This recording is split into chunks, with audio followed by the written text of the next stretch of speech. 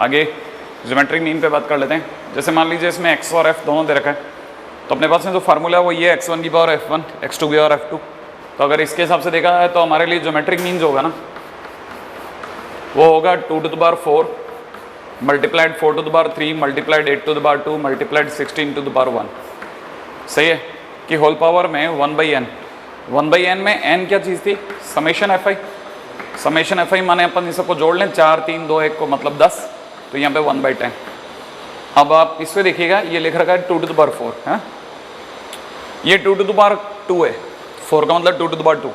इसका मतलब ये लिखा हुआ है 2 to the power 2 की पावर 3, ये लिखा हुआ है 2 to the power 3 की power 2 multiplied by 2 to the power 4 की पावर 1 की पावर 1/10। वो चल रहा है अलग।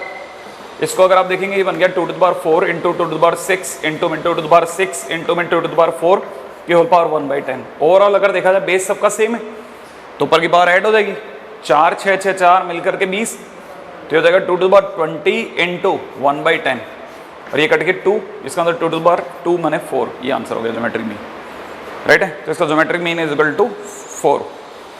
अच्छा, अब ज्योमेट्रिक मीन के बाद में अगला है हार्मोनिक मीन।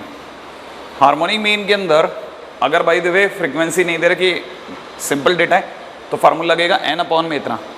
याद होगा ना, जैसे मान लीजिए a और b का हार्मोनिक मीन अगर कोई पूछे, a, b का हार्मोनिक मीन होता है 2/1/a प्लस 1/b।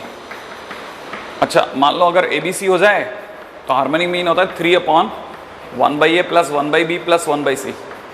सही है। तो अगर by the way x1 x2 x3 data हो जाएंगे तो n upon 1/x1 plus 1/x2 से लेकर 1/xn तक हो जाएगा, राइट है। ये तो तब जब इंडिविजुअल ऑब्जर्वेशन है ना। अगर मान लीजिए इंडिविजुअल डेटा नहीं दे करके आपको डेटा दे रखा है, ठीक है, ग्रुप डेटा, तब आप यूज करेंगे फार्मूला ये वाला, मतलब n upon f1/x1 f2/x2 plus f3/x3 है ना, डेटा डैश fn/xn। और फिर am gm hm के बीच में एक रिलेशन तो ये होता ही है, am is greater than gm is greater than hm। और दूसरा होता है कि ये सब किस में होते हैं, gp में, ठीक है। कहने का मतलब g² is equal to ah, ये भी एक रिलेशन है, ठीक है। नेक्स्ट अगले पॉइंट पे आते हैं। अगला है मीडियन।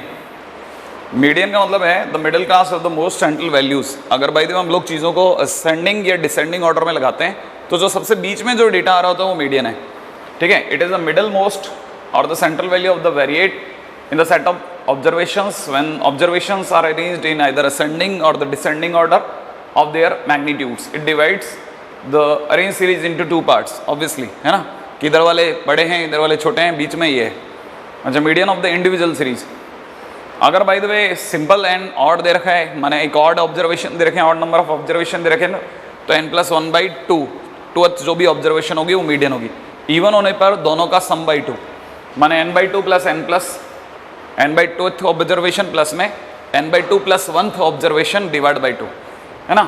अगला median of the discrete frequency distribution. देखिए सब मीडियन निकालना तो सबसे पहले क्यूमुलेटिव फ्रीक्वेंसी निकालिए और क्यूमुलेटिव फ्रीक्वेंसी n बन जाएगी जो कि n/2 दे देगा, ठीक है ना। फिर उसके बाद में n/2 से जस्ट बड़े वाला, ठीक है, n/2 से जस्ट बड़े वाला CF देखो, और ठीक है, इसके बाद में क्वेश्चंस के ऊपर आते हैं, फिर बताते हैं, इसको समझाता हूँ जरा क्वेश्चन के अंदर कैसे क्वेश्चन को सॉल्व करना है, ठीक है। फटाफट से एक क्वेश्चन करते हैं, पहले लिख लीजिए यहाँ तक। हाँ भाई लिख लिया यहाँ तक, आगे लिखिएगा find the median of the distributed frequency distribution. अगर अपने को ये देखना है ना, सबसे पहले तो इसका xi तो बराबर है। अब अगर देखा जाए तो इसके xi के अंदर सबसे पहले आपने क्या निकाला, एक और कॉलम बना लेते हैं जिसका नाम होगा CF। CF का मतलब यहाँ पे 8 पे 8, अब 8 प्लस 10 मिलकर के 18 हो गए, तो आप 18 यहाँ लिख दोगे। 18 प्लस 11 मिलकर के हो जाएगा 29, 29 और 16 मिलकर के हो जाएगा 45, फिर 20 मिलकर के हो जाएगा 65, फिर 25 और मिलके हो जाएगा 80, अगला मिलके 95, उसके बाद में इट इज़ 104 और इसके बाद 104 के बाद में 1110। इसका मतलब summation FI is equal to कितना आ गया, 110 आ गया वैसे तो, सही है।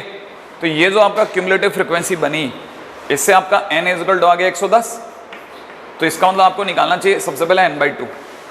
n/2 का मतलब होता है इसका n/2 इज इक्वल टू 65, नहीं 55, सही भाई, इसका n/2 इज इक्वल टू कितना आ गया 55। अब 55 या तो 55 मिले, अगर 55 नहीं मिलता तो उसे जस्ट बड़ी वाली CF ढूंढनी है। तो 55 से जस्ट बड़ी CF कौन सी, 65। तो ये जो 65 वाला जो क्लास हुआ ये मॉडल क्लास कहलाएगा, और इसकी में जो xi की वैल्यू होगी वो आपकी मीडियन कहलाएगी। तो अगर कोई पूछे मीडियन कितना आया, तो मीडियन इज इक्वल टू 5। सही है, तो CF या CF से जस्ट बड़ी वाली। ठीक है, अगली बात है नेक्स्ट।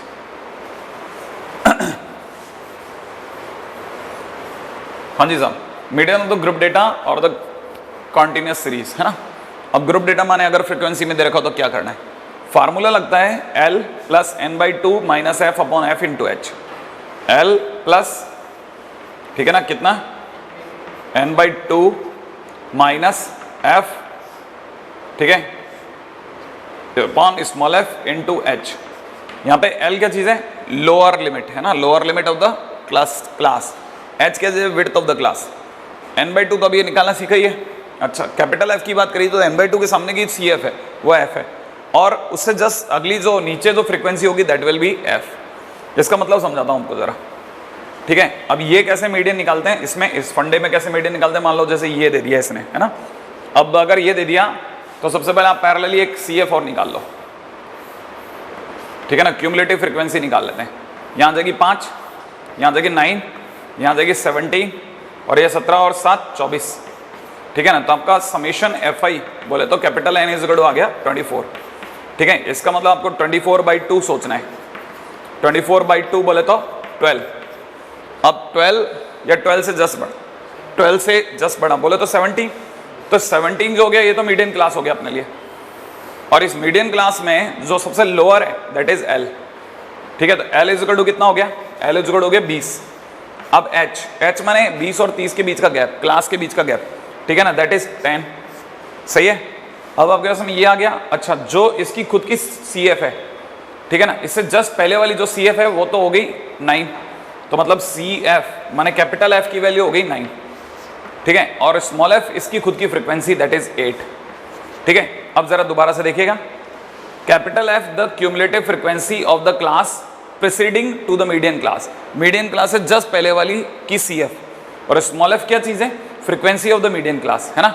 इसका मतलब क्या, frequency of the median class, इसका मतलब ये रही। देखिए ये मीडियन क्लास है, मीडियन क्लास की जो फ्रीक्वेंसी है वो 8 है, दैट इज स्मॉल f। ये स्मॉल f बन गया, और उससे जस्ट पहले वाली जो थी उसकी CF कहलाएगी, है ना, कैपिटल F। अब फार्मूला क्या था, फार्मूला था capital M is equal to n/2 minus capital F, ठीक है ना, divide by small f into L plus H, sorry L plus ये इंटू H। सही है ना भाई। अब अगर L की बात करिए तो L इज 20 प्लस n/2 की वैल्यू थी 12 माइनस कैपिटल F की वैल्यू 9 अपॉन 8 इंटू में इसका जो H है दैट इज 10। सही भाई, तो कुल मिलाकर के अगर देखा जाए तो इट इज 3/10 भाई, ये 3 डिवाइड बाई 8 के हिसाब से देखा जाए तो इट इज 5। ठीक है, इट इज 4, तो 3/4 माने 0.75। ठीक है, तो it is 20 plus it is 15/4। सही भाई, 15/4, 15/4 का मतलब हो गया लगभग 3.8 के करीब, तो इट इज 23.85 के करीब आ गया ऑलमोस्ट आंसर। ठीक है, ये इसकी मीडियन निकल गई। ठीक है, अब चलते हैं आगे, नेक्स्ट पॉइंट की ओर। हाँ जी साहब, नेक्स्ट मोड। मोड क्या चीज़ है, मोड जिसकी फ्रीक्वेंसी सबसे ज़्यादा है ना, और जिस, अब इसमें क्या है ना, फ्रीक्वेंसी को अगर आपने देखा जिसकी मोड सबसे ज़्यादा, जैसे इसके अंदर फ्रीक्वेंसी देखी जाए तो सबसे ज़्यादा फ्रीक्वेंसी 6 है, तो ये जो क्लास है ना ये मॉडल क्लास कहलाएगी। ये क्लास जो कहलाएगी क्या कहलाएगी, मॉडल क्लास, है ना। और इसका जो मोड होगा दैट विल बी 5, है ना। फ्रीक्वेंसी सबसे ज़्यादा जिसकी वो मोड है। ठीक है, mode is the value of the series which occurs most frequently, जो सबसे ज़्यादा आता है दैट इज मोड, है ना। In the frequency distribution mode is the variate which has the maximum frequency, जिसकी सबसे ज़्यादा फ्रीक्वेंसी हो। सही है, अगले पॉइंट पे आते हैं नेक्स्ट। अब है computation of the mode, mode of the individual series. ठीक है, जिसका सबसे ज़्यादा बार, जिसकी मैक्सिमम रिपीटेशन हुआ वो मोड है। Mode for the group data जो हमारे काम का है, उसके लिए वापस हमारे पास में एक फार्मूला होगा। ठीक है ना, ये रहा वो formula, L plus F M minus -1। F M क्या चीज़ है? मॉडल क्लास की फ्रीक्वेंसी। एफ एम -1 उससे पहले वाले की, एफ एम प्लस 1 उसके अगले वाले की। H और L आज भी वही है, लोअर लिमिट एंड, ठीक है, उससे पहले वाला। आइए साहब इसके ऊपर बात करते हैं। इसमें सबसे ज़्यादा फ्रीक्वेंसी किसकी? 8, इसकी। ये मॉडल क्लास होगी मेरे लिए, ठीक है ना। तो ये जो है इसकी फ्रीक्वेंसी मेरे लिए होगी एफ एम। इससे जस्ट पहले वाले की फ्रीक्वेंसी होगी एफ एम -1। इसके जस्ट बाद वाले की फ्रीक्वेंसी होगी एफ एम प्लस 1, ठीक है ना। इसका जो लोअर एफ एम का जो lower value that is L, इसका जो H होगा वो इन दोनों के बीच का गैप 10। अब मेरे को फार्मूला याद होना चाहिए। अगर किसी ने मोड पूछा तो mode is equal to L plus bracket में कितना? एफ एम -1 अपॉन में twice of F M -1 minus में F of M plus 1 multiplied by H। यही था फार्मूला, मैंने तो ये देखा था, है ना, ये देखा तो सही देखा, सही है। अब आ जाते हैं क्वेश्चन के ऊपर। L की जगह पे मेरे को कितना लिखना चाहिए? 20, मैंने लिख दिया 20। एफ एम की जगह मेरे को लिखना चाहिए 8, माइनस में एफ एम -1 बोले तो 4, अपॉन में 2 FM बोले तो 16, माइनस में एफ एम -1 बोले तो 4, माइनस में 7 मल्टीप्लाइड बाई H बोले तो 10। अब आप इसको मल्टीप्लाई करके सॉल्व कर लेंगे, आपके लिए मोड आ जाएगा, ठीक है।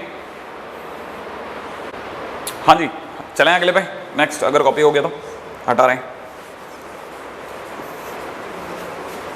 ठीक है। तो मॉड और मीडियन निकालना तो बहुत ही आसान है। इसके बाद आगे चलते हैं next, measures of dispersion.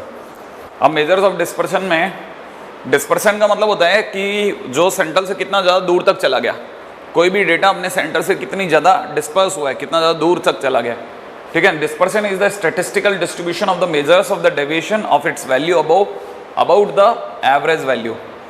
The measures of the dispersion commonly used, जो सबसे ज़्यादा यूज़ होते हैं वो है, उनमें से एक रेंज है, क्वार्टाइल डेविएशन मैंने बताया तो पहले आउटसाइड है, रेंज भी आउटसाइड है, सिर्फ मीन डेविएशन और स्टैंडर्ड डेविएशन हमारे लिए 2 काम के। अब बात करते हैं मीन डेविएशन पे। मीन डेविएशन क्या चीज़ है? मीन डेविएशन बहुत गहराई से समझने वाली चीज़ है। Mean deviation is defined as the arithmetic mean of the absolute deviation of its value taken about any central value. इसका मतलब क्या है? जैसे सेंट्रल वैल्यू जो है वो मीन है ना, उससे हर डेटा का कितना डेविएशन हुआ वो xi माइनस ए बता देगा। कितना डेविएशन हो घटा के बता दो कितना डेविएट हो गया। उसका मॉड लेना मतलब उसकी एब्सोल्यूट वैल्यू लेना, और एब्सोल्यूट वैल्यू लेने के बाद में उसका अरिथमेटिक मीन दोबारा निकाल लेना, ठीक है। That is mean deviation. तो मीन डेविएशन का जो बेसिक फार्मूला वो ये रहा।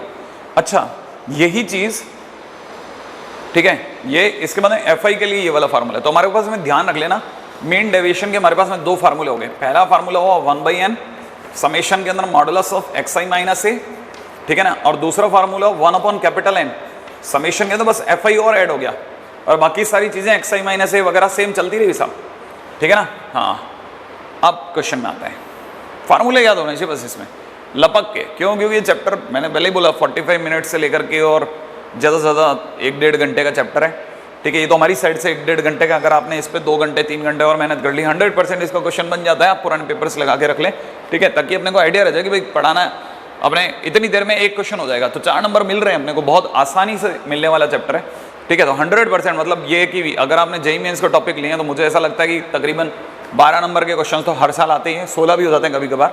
तो 12 नंबर के क्वेश्चन अगर भाई देव आप अगर एक दिन की स्टडी से निकाल लेते हैं तो मेरे अंदाजा इससे ज़्यादा वेलकमिंग कोई स्टेप हो ही नहीं सकता, ठीक है।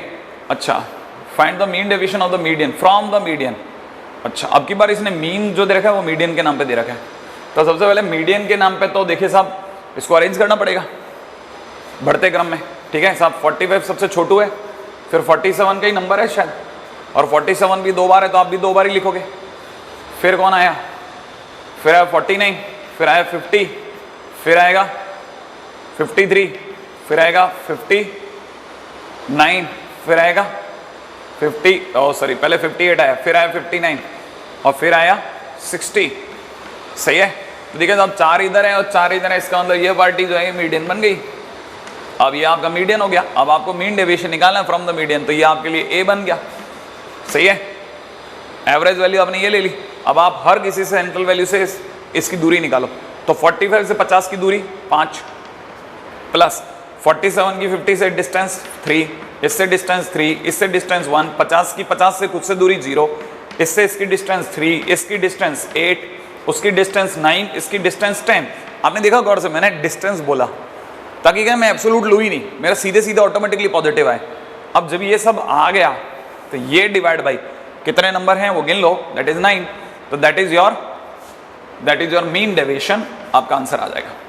सही है, तो मीन डेविएशन ये है साहब, सबसे पहली चीज तो है ना।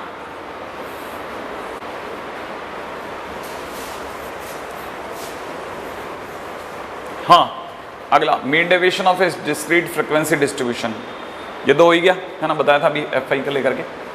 अच्छा, variance and the standard deviation, दूसरी काम की चीज।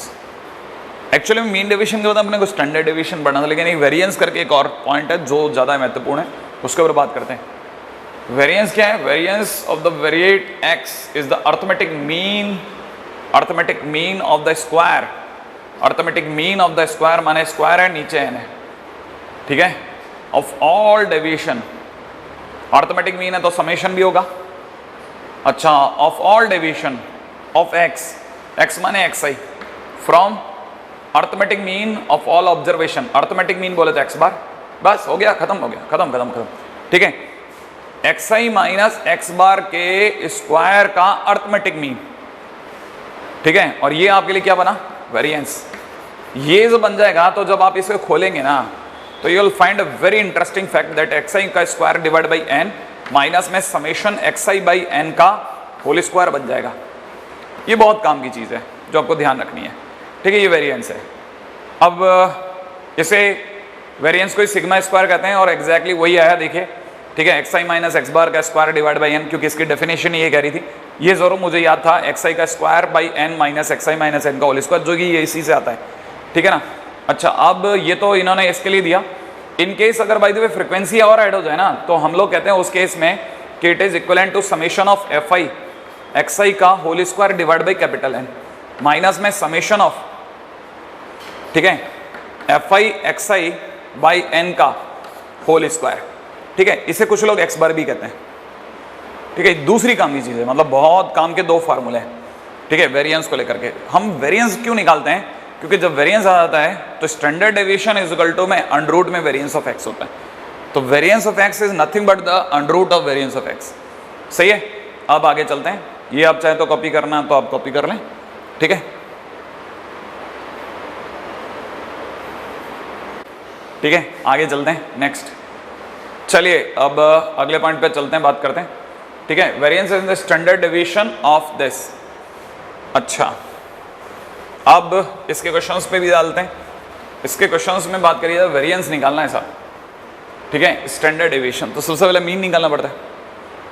अगर मैं मीन निकालता हूं तो summation x I by N का होल स्क्वायर, समेशन एक्स आई का स्क्वायर डिवाइड बाई, ये स्टैंडर्ड वेरिएंस है, स्टैंडर्ड डेविएशन नहीं है। एक्चुअल में क्वेश्चन कुछ और होगा, ठीक है, एक मिनट चेक कर लेते हैं। ये क्वेश्चन में चेंज है, ये actually mean deviation from median है, मीन डेविएशन फ्रॉम मीडियन। तो फिर ये वही वाला पुराना वाला क्वेश्चन हो गया, जैसे भी अपने 50 वाला क्वेश्चन करते, पहले मीडियन निकालो, फिर उससे मीन डेविएशन निकालो, एक्स आई माइनस एक्स बार का मॉड का समेशन डिवाइड बाई एन। तो ये तो आसान क्वेश्चन है, कोई मतलब नहीं है, रिपीट क्वेश्चन है, बस डेटा बदल गए। अगला, find variance of the first N natural number.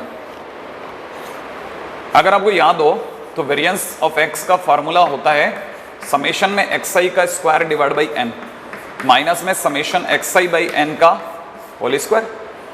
अच्छा, अब एक्स आई क्या चीज़ है यहाँ पे हमारे लिए? एक्स आई क्या चीज़ है? X i is equal to 1 2 3 4 से लेकर के एन तक, सही है, 1 से लेकर के एन तक फर्स्ट एन नेचुरल नंबर है।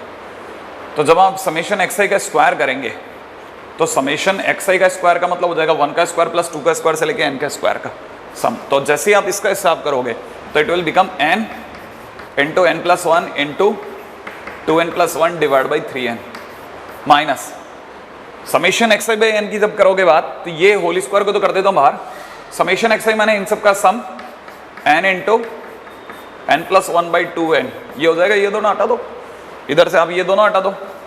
फाइनली अगर आपको दिख रहा हो तो n प्लस 1 कॉमन आ जाएगा, n प्लस 1 कॉमन आते ही अंदर बचेगा 2n प्लस 1 बाई 3 माइनस में यहाँ से बचेगा n प्लस 1 बाई 2। सही है, थोड़ा और सॉल्व कर लो। इट इज n प्लस 1 बाहर है ही, अंदर एलसीएम आ जाएगा 6 होते it is 4n plus 2 minus में 3n माइनस का 3, ठीक है। तो it is n plus 1 multiplied with it is n minus 1 divide by 6, सही है, n माइनस 1 डिवाइड, तो it is nothing but n square minus 1 by 6, ये आंसर हो गया। ठीक है, ये यहाँ कुछ हमने चमत्कार कर दिया, इट इज 6 n होते ही यहाँ पे 6 हो जाएगा, और इसके 6 होते एलसीएम तो 6 हो जाएगा, लेकिन यहाँ पे हो जाएगा 6 लगने की वजह से थोड़ा चेंज हो जाएगा ना, यहाँ कितना हो जाएगा, यहाँ एलसीएम में आ जाएगा n plus 1 multiplied with LCM will be 6, और एलसीएम के 6 होते ही ऊपर उधर तो लग जाएगा 2n plus 1 as it is, minus में इधर 3 से मल्टीप्लाई हो जाएगा 3n माइनस 3। ठीक है, तो it is n plus 1 multiplied with minus n minus 2 divide by 6, ये आंसर हो जाएगा। ठीक है, फाइनली कॉमन लेने के दौरान हमने n प्लस 1 कॉमन ले लिया, 2n plus 1 by 6 he LCM बच गया। ठीक है, सही है। ठीक है, इसमें यहाँ ये गलती हुई है कि अपन ने डिवाइड बाई 4 है एलसीएम में, स्क्वायर भी तो होगा, और 6 और 4 का एलसीएम विल बी 12, चेंज तो एक बार अगर गलत हो जाता चीज़ तो गलत हो ही जाती है। Finally it is nothing but n plus 1, LCM is 12 LCM आते 2 लगती 4n प्लस 2 माइनस 4 से क्या 3 times 3n minus 3, that is n square minus 1 divide by 12। ठीक है, अब सही है, अब कॉपी कर लें। ठीक है।